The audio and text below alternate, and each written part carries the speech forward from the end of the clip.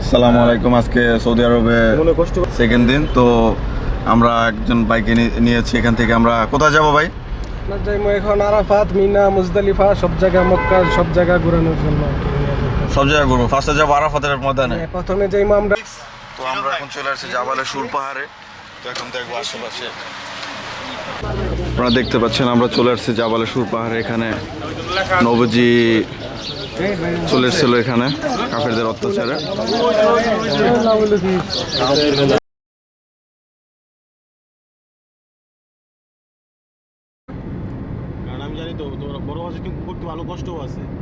আসসালামু আলাইকুম। তো আমরা এখন চলে আসছি আরাফাতের ময়দানে। এখানে হচ্ছে গিয়ে আমাদের মানে যে কিয়ামতের দিবস হবে, এখানে উদযাপন হবে। তো এই সামনে যে পাহাড়টা আছে, এটা এখানে হচ্ছে গিয়ে আদম আর হাওয়া মিলিত হয়েছিল এই পাহাড়টায়। আর এখানে বিজয় হজের নবীজি যে বিজয় হজের যে বাসনটা দিয়েছিল, এখানে বিজয় হজের বাসনটা হয়েছিল।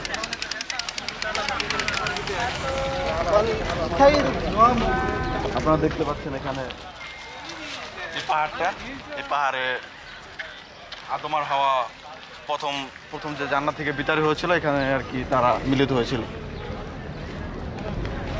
দেখা যাচ্ছে? হ্যাঁ, দেখা যাচ্ছে।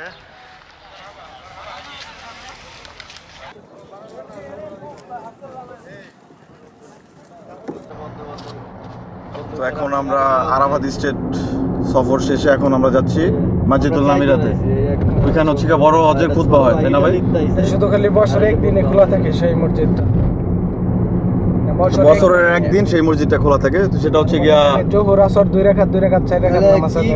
সামনে দেখেন লেখাই আছে, বাংলাতেও লেখা আছে। আচ্ছা আচ্ছা, এখানে বাংলাতেও লেখা আছে। বছরে একবার খোলা থাকে না? বছরে একদিনই খোলা থাকে। মানে কোন দিনে খোলা থাকে ভাই? আরাফাতের দিন খোলা থাকে। কালকে মনে হয় আরাফাতের দিনে হচ্ছে গিয়া মসজিদটা খোলা থাকে। আমরা চলে আসছি মসজিদুল নামিরা। তো আমরা মসজিদুল নামিরাতে 2 রাকাত নামাজ পড়ে এখন আমরা চলে যাচ্ছি কোথায় ভাই?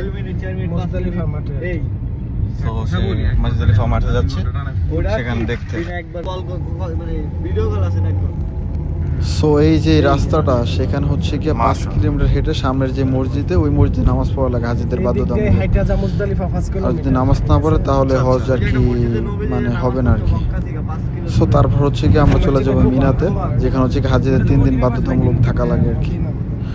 সো ইসমাইল আলাইহিস সালামকে যেখানে কোরবানির জন্য দেওয়া হয়েছিল, তো সেখানে চলে আসছে। যে পাশে দেখুন, বাম পাশে যে পাথরটা, ওইখানে ইসমাইল আলাইহিস সালামকে নেওয়া হয়েছিল। সো ওইখানে যাওয়া নিষেধ, তাই আমি যাই নাই। সো দেখুন আমরা ইসলামটাকে কত সহজে পেয়ে গেছি, তাও আমরা ঠিক মতো আর কি চলাফেরা করি না। তো যাই হোক, আল্লাহ সবাইকে হেদায়েত দান করুক। এখন আমরা চলে যাব হচ্ছে গিয়ে যেখানে হচ্ছে গিয়ে শয়তানকে পাথর মারা হয়, 7, 14, 21টা পাথর মারা হয় আর কি, নিক্ষেপ করা হয়। এটা হাজিদের আর কি নিয়মের মধ্যে পড়ে আর কি টোটাল। ওই যে সামনে দেখা যাচ্ছে হচ্ছে গিয়ে পাথরের ইয়াটা চিত্রকরণ করা। তো টোটাল 3টা বিল্ডিং 7, 14, 21টা করে আর কি পাথর নিক্ষেপ করা হয় আর কি। তো চলুন সবাই, দেখতেই পাচ্ছেন এটা হচ্ছে গিয়ে নিশানা আর কি, এখানে শয়তানকে পাথর নিক্ষেপ করা হয়।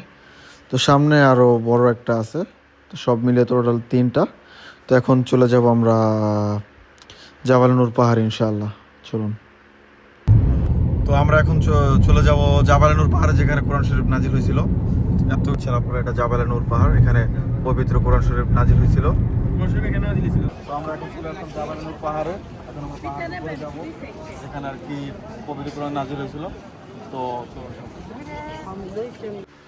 এটা হচ্ছে গিয়ে হেরা গুহা বা জাবালে নূর পাহাড়। এখানে হযরত মুহাম্মদ সাল্লাল্লাহু আলাইহি ওয়াসাল্লাম কোরআন শরীফ লিখেছিল বা কোরআন শরীফ নাজিল হয়েছিল জিবরাইল আলাইহিস সালাম দ্বারা, আল্লাহই পাঠিয়েছিল।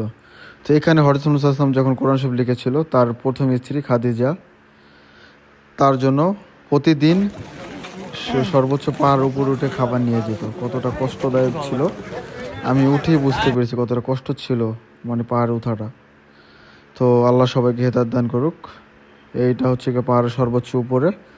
তো একটু পরে দেখতে পারবেন হচ্ছে গিয়ে হেরা গুহার যে পাথরটা, সেখানে যাওয়াটা এতটা সহজ ছিল না, মানে এত মানুষ ছিল সেখানে গেলে আমি আর ফিরে আসতে পারতাম না। তো দেখুন আপনারা, এটা হচ্ছে গিয়ে হেরা গুহা। দেখুন কী পরিস্থিতি সেখানে, মানুষ আর মানুষ। ইনশাল্লাহ কোনো একদিন হয়তো বা যাবো। দেখুন কীভাবে মানুষ বের হচ্ছে। আল্লাহ সবাইকে হেদায়েত দান করুক আল্লাহ। সালামু আলাইকুম, সবাই ভালো থাকবেন।